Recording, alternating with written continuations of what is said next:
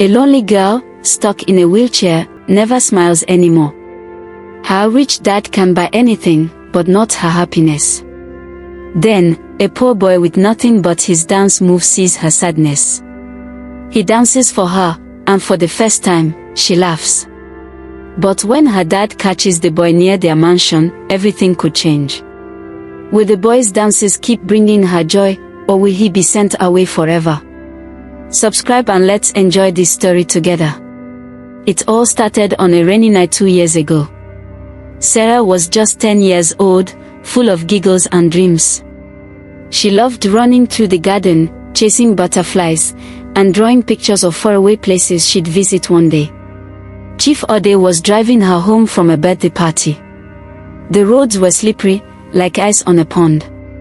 He was talking on the phone, closing another big deal, when suddenly, crash.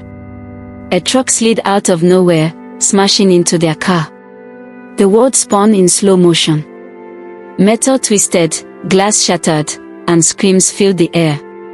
Chief Ade woke up in the hospital with bruises and cuts, but Sarah, oh, Sarah. The doctor said her legs were paralyzed.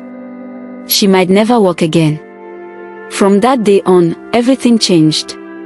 Chief Ade blamed himself. If only I hadn't been on that phone, he whispered to the empty walls at night. If only I'd driven slower. The guilt ate at him like a hungry wolf, gnawing deeper with every passing day. He threw money at the problem like it was confetti.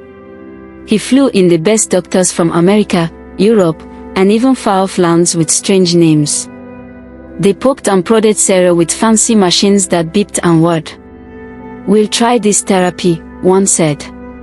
"Or this new surgery," another promised. But nothing worked. Sarah's legs stayed still, like sleeping giants that refused to wake. At first, Sarah cried a lot. Big, fat tears that soaked her pillow. She asked why it happened to her. "Daddy, will I ever dance again?" she'd sob, her small hands clutching his shirt. Chief Ade's heart shattered each time. He'd hold her tight, promising the moon and stars. "I'll fix this, my princess. Daddy will make it right." But as months turned into a year, the tears dried up. Sarah stopped asking questions. She stopped talking much at all. Now, at 12 years old, she spent her days in a shiny wheelchair, packed by the huge window in her room. She'd stare out at the world below, the bustling streets, kids playing soccer, birds flying free. Her eyes were like deep pools, full of secrets and sadness. No smiles.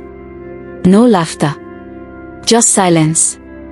Chief Ade watched her from the doorway sometimes, his chest tight with pain. He bought her everything imaginable. A room full of toys that lit up and sang songs. A giant dollhouse with tiny people living perfect lives. Even a pony in the backyard, soft and white like a cloud. But Sarah barely looked at them. "What good is a pony if I can't ride it?" her eyes seemed to say. The gifts piled up, gathering dust, mocking him. Money could buy diamonds, but not joy. It could build empires, but not mend a broken spirit. One evening, as the sun dipped low and painted the sky orange, Chief Ade sat in his office. Papers covered his desk, deals worth millions. But his mind wandered to Sarah. He remembered her before the accident, twirling in a pink dress, her laughter like music. Now, the house felt cold, even with all the heaters on. Servants tiptoed around, whispering about the poor child. Chief Ade slammed his fist on the desk. "There must be something," he growled to himself. He picked up the phone and called yet another specialist. "Money is no object," he said. "Just bring back my daughter's smile." But deep down, a scary thought crept in. What if nothing could? What if Sarah's silence was forever? It twisted in his gut like a knife. He paced the room, his shadow long and lonely on the wall. Outside, thunder rumbled, like the sky was angry too. Chief Ade glanced at the family photo on his desk, him, his late wife, and baby Sarah, all beaming. His wife had died when Sarah was little, leaving him to raise her alone. "I promised I'd protect you both," he murmured. Now, he felt like a failure. The richest man, yet the poorest in what mattered. That night, Sarah wheeled herself to dinner. The table was set with fancy plates and food from the best chefs. Chief Ade forced a smile. "How was your day, sweetheart?" he asked, his voice soft. Sarah shrugged, poking at her food. No words. The silence hung heavy, like fog. He tried telling a joke about a silly elephant, but her face stayed blank. Inside, Chief Ade's worry grew. Was she slipping away from him? Could he lose her spirit forever? As bedtime came, he tucked her in, kissing her forehead. "I love you more than all the stars," he whispered. Sarah's eyes met his for a second, a flicker of something. Was it hope? Or just a trick of the light?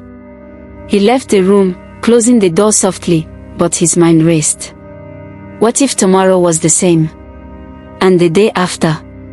The thought made him shiver. Little did he know, outside the mansion walls, a boy with nothing but dreams was wandering closer. But for now, in the quiet night, Chief Ade sat alone, staring at the city lights. Wondering if happiness was lost forever. The clock ticked on, each second a reminder of time slipping away. Chief Ade lay in bed, eyes wide open. Sleep wouldn't come. Instead, questions swirled. How far would he go to see her smile? What price would he pay? And in the back of his mind, a whisper, maybe the answer isn't in money at all. But as the moon rose high, a strange feeling stirred. Like change was coming, carried on the breeze. Was it the start of something? Or just another endless night? Chief Ade didn't know. But he clung to hope, fragile as a butterfly's wing. Tomorrow might bring a miracle. Or more heartbreak. Only time would tell. While the big mansion stood quiet under the moon, with Chief Ade tossing in his bed and Sarah dreaming of lost steps, a different world buzzed just beyond its gates. The city streets were alive with honking cars, flickering lights, and shadows that hid secrets. In one of those shadows, under a rusty old bridge by the river, lived a boy named Daniel. He was about Sarah's age, 12 years old, but his life was nothing like hers. No soft bed, no fancy toys, just the hard ground and the whisper of the wind. But Daniel had something special, a fire in his heart that made him dance, even when everything else tried to pull him down. Daniel woke up early that morning, as the sun peeked over the tall buildings. His home was a pile of cardboard boxes and an old blanket he found in a dumpster. It smelled like rain and old socks, but it kept him dry most nights. He rubbed his eyes, feeling the growl in his empty stomach. Another day, he muttered to himself, stretching his skinny arms. Why was he homeless? It started a year ago, when his mom got sick. She worked hard cleaning houses, but the illness stole her strength. Daniel tried to help, selling newspapers on corners, but it wasn't enough. One day, she was gone, leaving him alone in a world that didn't care. Relatives. None close enough to take him in. So, the streets became his family. At first, he cried every night, feeling like a lost puppy. The cold beat his toes, and hunger clawed at his belly. But then, he remembered his mom's words, "Dance through the storm, Danny. It makes the rain feel like music." She used to tour him around their tiny room, laughing. Dancing became his secret weapon, a way to forget the hurt, to feel alive. That morning, Daniel jumped up, shaking off the stiffness. He needed food. The city was waking up, with shops opening and people rushing to work. He slipped through alleys like a shadow, avoiding the mean kids who sometimes chased him. He reached the busy market, where smells of fresh bread and spicy stew made his mouth water. "Spare some coins?" he asked a kind-looking lady with a basket. She shook her head, hurrying past. Rejection stung, like a bee in his chest. How many times had he been ignored? Invisible. But Daniel didn't give up. He spotted a fruit stand and waited. When the owner turned away, he grabbed a bruised banana, quick as a flash. Guilt bubbled up. "I'm not a thief," he whispered, peeling it fast. "Just hungry." As he ate, he thought of better days. What if he had a real home? A dad like Chief Ade, with money and love. But dreams like that hurt more than hunger. To shake off the sadness, Daniel found an empty spot by the fountain. Music from a nearby radio floated over, upbeat drums and happy tunes. His feet twitched. "Time to dance," he grinned. He started slow, tapping his toes, then exploded into moves. Spins, jumps, waves like the river. People stopped to watch.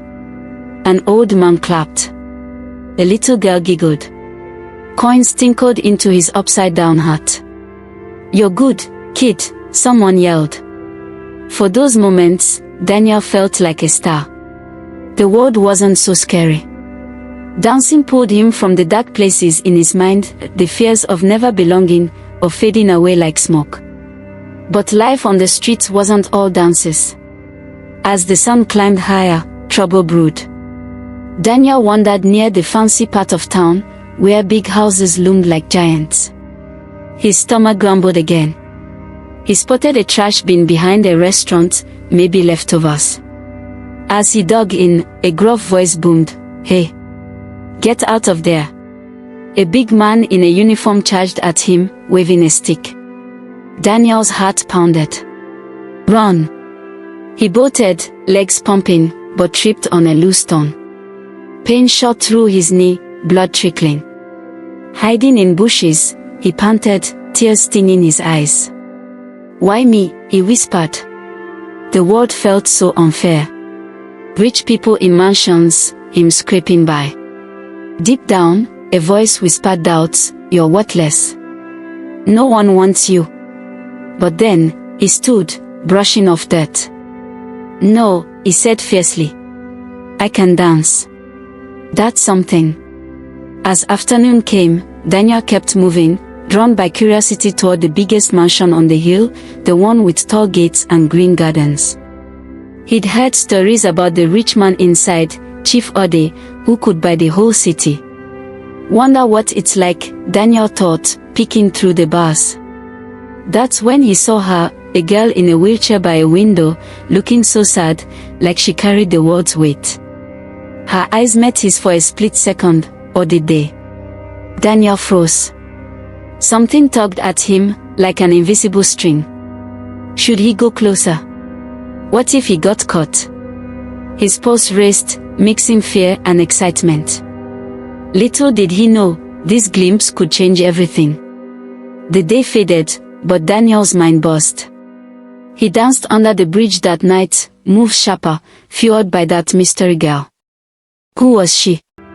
Why so alone in all that wealth? Questions swirled like leaves in the wind, pulling him toward tomorrow. The streets held dangers, but also surprises.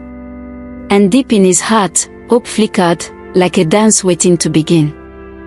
The sun hung low in the sky, painting the city in shades of gold and pink. Inside the grand mansion, Sarah sat by her window, her eyes tracing the same boring view, neat gardens, buzzing bees, and the tall iron gates that kept the world out. Her wheelchair felt like a cage, holding her still while her heart ached to run free. She was 12, but sometimes she felt like an old lady, trapped in memories of before the accident, when she could dance, jump, and laugh without a care. Now, the silence was her only friend. Or so she thought. Outside those gates, Daniel was back. The homeless boy, still in his holy red t-shirt and floppy sneakers, couldn't stop thinking about the sad girl he'd seen yesterday. Those hazel eyes, so big and lost, stuck in his mind like a song he couldn't forget. Who was she? Why did she look like she carried a storm inside? Daniel's life was tough, dodging mean kids, scrounging for food, but something about her made him want to try something brave. His stomach growled, and his scraped knee still stung from yesterday's chase, but he pushed the pain aside. Maybe I can make her smile, he whispered, his heart thumping with a mix of fear and hope. He crept closer to the mansion, hiding behind a bush near the gates. The place was huge, like a castle from a storybook, with windows that sparkled like diamonds. Guards patrolled far off, their boots crunching on gravel. Daniel's hands shook. If they caught him, he'd be in big trouble, maybe even kicked out of the city. But then he saw her again, sitting by that same window, her face pale and blank. Her pink dress looked too cheerful for her frown. Something inside Daniel stirred, like a spark. He danced to escape his own sadness, maybe he could share that with her. Taking a deep breath, he stepped out from the bush, checking for guards. None nearby. Good. The street was quiet, just a few birds chirping and a distant car humming. Daniel stood in the open, right where Sarah could see him if she looked. His heart raced like he was running from that restaurant guard again. Here goes nothing, he muttered. He started to dance. Not big moves at first, just a tap of his foot, a sway of his hips. Then he let loose. Spins, jumps, arms waving like he was painting the air. His sneakers slapped the ground, kicking up dust. He imagined his mom's voice, dance through the storm, Danny. This was his storm, and he was dancing for someone else. Sarah's eyes flicked to the window. At first, she thought it was a trick of the light, a shadow moving funny. But then she saw him. A boy, skinny and scruffy, dancing like he owned the world. His red shirt flapped as he spun, his curly hair bouncing. She leaned forward, her breath catching. What was he doing? Why here? Her fingers gripped the wheelchair's arms. For months, nothing had felt new or alive. But this was different. Her lips twitched, almost a smile. Then, like a bubble bursting, a laugh slipped out.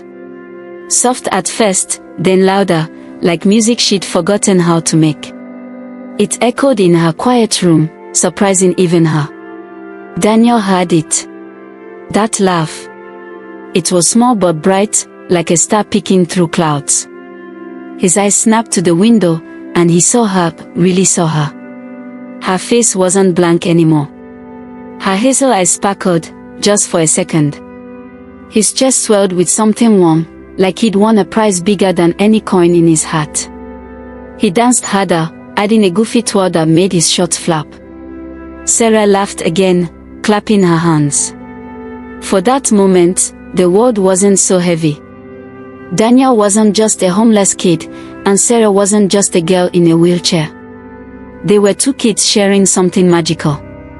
But then, crunch. Footsteps on gravel. A guard's voice barked, "Hey. You there?" Daniel froze mid-spin, his heart dropping like a stone. The guard was big, with a face like a grumpy bull, stomping closer. Daniel's eyes darted to Sarah. She was still watching, but now her face looked worried, her hands pressed to the glass. Run or stay. His legs screamed to both, but his heart didn't want to leave her. Not yet. Kid, get out before I drag you, the guard shouted, raising a stick. Daniel's breath hitched. He gave Sarah one last look, flashing a quick grin, then sprinted down the street, his sneakers slapping wildly. The guard chased for a bit but gave up, muttering about stupid kids. Sarah's heart pounded as she watched him disappear. Her laugh was gone, replaced by a strange feeling, part excitement, part fear. Who was that boy? Would he come back? She didn't even know his name, but her room felt less empty now. She wheeled closer to the window, scanning the empty street. A tiny hope flickered, like a candle in the dark. Maybe tomorrow would be different. Back under his breech, Daniel panted, safe but shaken. His knee throbbed, and his stomach growled louder than ever. But he couldn't stop smiling. That laugh, it was worth every risk. He lay on his cardboard, staring at the stars through the bridge's gaps. I'll go back, he promised himself. She needs more dances. But doubts crept in. The mansion, the girl, the danger, it all pulled at him, like a rope tugging him toward something new. Something scary. Something wonderful. As the city slept, two hearts beat faster, one in a mansion, one under a bridge. A meeting no one expected had sparked something. But would it grow, or would the world snuff it out? Only tomorrow would tell. The city woke to a new day, its streets humming with life. Inside the mansion, Sarah's room felt different. Not brighter, exactly, but less heavy. That dancing boy from yesterday, his wild spins and goofy grin, stayed in her mind like a favorite song. She wheeled to her window earlier than usual, her hazel eyes scanning the street beyond the gates. Would he come back? Part of her hoped he would, even if it was risky. The other part worried, what if the guards caught him? Her fingers twisted the pink ribbons in her braids, her heart fluttering with a mix of excitement and fear. For the first time in months, she felt something besides sadness. It was like a tiny seed of hope, sprouting in the quiet. Outside, Daniel was already up, his stomach growling louder than the morning traffic. He sat under his bridge, nibbling a crust of bread he'd found in a bakery's trash. His red t-shirt was dirtier now, and his sneakers flapped worse after yesterday's chase. But his big brown eyes sparkled with a plan. That girl's laugh, it was like magic, pulling him back to the mansion. He didn't know her name, but he knew she needed more smiles. And maybe, just maybe, he needed her too. Life on the street was lonely, and her laugh felt like a friend calling his name. But going back was dangerous. The guards. The gates. Daniel's hands shook as he tied his laces tighter. "Gotta try," he whispered, his voice brave but small. By noon, he was near the mansion again, hiding behind the same bush. His heart pounded like drums. The guards were there, pacing like lions. He waited, watching their patterns, his skinny body crouched low. When one guard wandered off for a break, Daniel saw his chance. He slipped closer, staying in the shadows of the tall gate. There she was, Sarah, by her window, her pink dress bright against the glass. She looked out, like she was waiting for him. The thought made Daniel's chest tight. He checked for guards again, clear. He stepped into the open and started to dance. Slow at first, swaying to a beat only he heard. Then faster, spins, hops, a funny wiggle that made his shorts flop. He grinned, hoping she'd see. Sarah's eyes caught the movement. Her breath hitched. It was him. The dancing boy. Her lips curved into a smile, small but real. He was back, twirling like a leaf in the wind, his curly hair bouncing. She giggled, the sound bubbling up like a stream. It felt so good to laugh. Yesterday wasn't a dream, it was real, and he was here again. Her heart raced, not with fear but with something new. Joy. Friendship. She didn't know, but she wanted more. She clapped softly, her eyes locked on him, afraid he'd vanish if she blinked. Daniel saw her smile, her clap, and it lit him up inside. He added a silly move, pretending to trip and catch himself, making her laugh louder. That sound, it was better than any coin in his hat. He danced until his legs ached, until sweat dripped down his face. But then, the shout. "You again." A guard spotted him, stomping closer. Daniel's heart jumped to his throat. He waved at Sarah, a quick, cheeky salute, then bolted, dodging through bushes as the guard yelled. Sarah gasped, her smile fading. "Be careful," she whispered, her voice trembling. She watched him disappear. Would he be okay? Would he dare come back? The next day, he did. And the day after that. Each time, Daniel found a way, sneaking past guards, hiding in new spots, dancing for just a few minutes before running. Sarah waited for him, her days now built around those moments. She started talking more, her voice soft but growing stronger. "He's so funny, Mary," she told her nurse one day, describing how the boy spun like a top. Mary, a kind woman with grey hair, smiled but worried. "Who is this boy, Sarah? You mustn't tell anyone else. It's not safe." Sarah nodded, but inside, she didn't care about safe. She cared about him. Her laughs grew louder, her smiles brighter. Even Chief Ade noticed. One evening, as he tucked her in, Sarah's eyes sparkled as she spoke. "Daddy, there's a boy who dances. He makes me happy." Chief Ade froze, his heart skipping. "A boy? Who? Where?" His mind raced with questions, but Sarah's smile stopped him. It was the first time she'd looked alive in so long. He kissed her forehead, hiding his confusion. "Tell me more tomorrow, princess," he said, his voice thick. But inside, he felt a storm brewing. Who was this stranger reaching his daughter? Was it a trick? A danger? Or something else? Under his breech, Daniel lay on his cardboard, the night air cold against his skin. His body ached from running, his knees still sore from old scrapes. But he couldn't stop smiling. Her laugh was his treasure, worth every close call. Yet fear whispered in the dark. What if the guards caught him for real? What if the rich man found out? Daniel hugged his blanket tighter, staring at the stars. He didn't know what was coming, but he knew one thing: he'd dance for her again. For her smile. For that feeling of not being alone. The mansion and the bridge were worlds apart, but an invisible thread tied them together. Sarah's hope grew, fragile but strong. Daniel's courage burned, risky but bright. Sarah's laugh echoed in his mind, making him grin despite the hunger gnawing at his belly. He didn't know why he kept going back. It was risky, and his scraped knees proved it. But her smile was like a warm fire on a cold night. It made him feel seen, like he wasn't just a shadow on the streets. Yet, as he curled up on his cardboard, a worry crept in. What if someone important saw him? Would they lock him away? Back at the mansion, Chief Ade was late coming home. His day had been long, meetings, phone calls, and deals that piled up like bricks. His dark blue suit was wrinkled now, his broad shoulders slumped with exhaustion.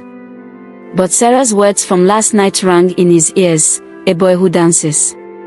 He makes me happy. Who was this boy? A trespasser? A thief? Chief Ade's heart twisted with worry and a spark of hope. Sarah's smile was so rare, like a flower blooming in winter. He decided to surprise her by coming home early. Maybe he'd catch her laughing, see what this mystery boy was about. As he drove up the mansion's long driveway, the gates creaked open. The evening air was cool, the garden quiet except for crickets. Chief Ade stepped out of his car, his polished shoes crunching on gravel. He glanced at Sarah's window, expecting to see her silhouette. Instead, he froze. There, in the fading light, was a boy, skinny, scruffy, dancing like his life depended on it. His red shirt flapped, his curly hair bounced, and his sneakers slapped the ground. Chief Ade's blood boiled. A stranger on his property. Near his daughter. "Hey," he shouted, his deep voice cutting through the dusk. "What are you doing here?" Daniel spun around, his heart leaping into his throat. The man was huge, his face like thunder, his suit screaming money. This had to be Sarah's dad, the rich man everyone talked about. Fear hit Daniel like a punch. I'm sorry." Daniel stammered, his skinny legs ready to run. But before he could bolt, he heard something, a sound that stopped him cold. Laughter. Sarah's laughter, bright and clear, followed by clapping. He turned, and so did Chief Ade. Sarah was there, in her wheelchair, her hands clapping wildly, her face lit up like a star. "Daddy, it's him," she called, her voice stronger than it had been in years. "The dancing boy." Chief Ade's anger melted, replaced by a lump in his throat. He looked from Sarah's glowing smile to the boy, who stood frozen, like a deer caught in headlights. But Chief Ade saw something else, Sarah's joy, something his millions couldn't buy. This scruffy kid, with nothing but moves, had done what doctors and gifts couldn't. "Who are you?" Chief Ade asked, his voice softer now, but still sharp with suspicion. Daniel swallowed hard, his throat dry. "I'm Daniel," he said, barely above a whisper. "I wanted to make her smile." His words hung in the air, simple but heavy. The evening grew quiet, the tension thick. Daniel stood still, his heart pounding, waiting for the man to decide his fate. Would he be chased away? Or worse? Sarah held her breath, her hands clasped tight. Chief Ade's face softened, his eyes misty. He didn't know what to do, but he knew one thing: this moment was bigger than he expected. The night closed in, stars blinking above. A choice loomed, heavy as the mansion itself. Daniel's courage, Sarah's hope, and Chief Ade's heart hung in the balance. What would the rich man do with this poor boy who danced his way into their lives? The evening air hung thick with tension, like a storm about to break. Chief Ade stood there, his tall frame casting a long shadow over the garden path. His deep brown eyes locked on Daniel, the skinny boy who had frozen mid-dance, his curly hair messy from the spins. Daniel's heart hammered in his chest, so loud he thought everyone could hear it. He wanted to run, his legs twitched, ready to bolt like they had so many times before. But Sarah's laughter still echoed in his ears, and her wide hazel eyes watched from the window, pleading silently. Chief Ade's mind raced like a speeding car. This boy, Daniel, he'd said, looked like trouble at first. Dirty, sneaky, dancing on private land. But then Sarah's voice cut through the dusk again. "Daddy, please. He's my friend. Look how he makes me laugh." She clapped from her wheelchair, her pink dress rumpled from leaning forward. Chief Ade turned, and his heart cracked open. Her face glowed with real joy, not the fake smiles he'd seen for months. No doctor, no fancy toy had done that. This poor kid, with nothing but his feet and his spirit, had unlocked something in his daughter. Guilt washed over Chief Ade again, the accident, the phone call, the endless nights of worry. He'd spent fortunes trying to fix it, but here was a boy giving it away for free. But doubt crept in, like shadows lengthening in the fading light. Who was this Daniel really? A thief using kindness as a trick. "Why are you here?" he demanded, his voice low and rumbling. Daniel shifted on his worn sneakers, the soles flapping softly. She looked sad, "Sir." "Through the window. I know what sad feels like. Dancing helps me forget. I thought maybe it could help her too." His words were simple, but they hit Chief Ade like a punch. Sadness. Sarah wheeled her chair closer to the open window, her braids swaying. "He comes every day, Daddy. He dances just for me. Please don't send him away." Her voice cracked, tears shining in her eyes. It was the most she'd spoken in weeks, each word pulling at Chief Ade's soul. He looked at Daniel again, not as a trespasser, but as a kid. Skinny arms, scraped knees, eyes full of fear but also fire. The boy reminded him of his own younger days, scraping by before the big breaks. What if he chased him off? Would Sarah's light fade again? The thought terrified him, stirring deep fears he'd buried, the fear of losing her spirit forever. Daniel stood straighter, even as his knees wobbled. He'd faced bullies, hunger, cold nights. But this? Facing a rich man who could crush him like a bug. It tapped into his deepest worry, that he was worthless, just a street kid no one wanted. But Sarah's plea gave him courage. "I'll go if you want, sir." But her laugh. "It's the best thing I've heard." The words hung there, honest and raw. Chief Ade felt a tear prick his eye. He thought of his late wife, how she'd say, kindness is the real wealth.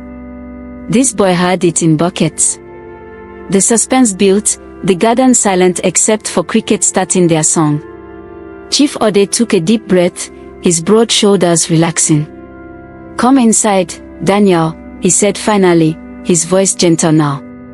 Daniel blinked, sure he'd heard wrong. Sir. Chief Ade nodded, a small smile breaking through. You heard me. Let's talk.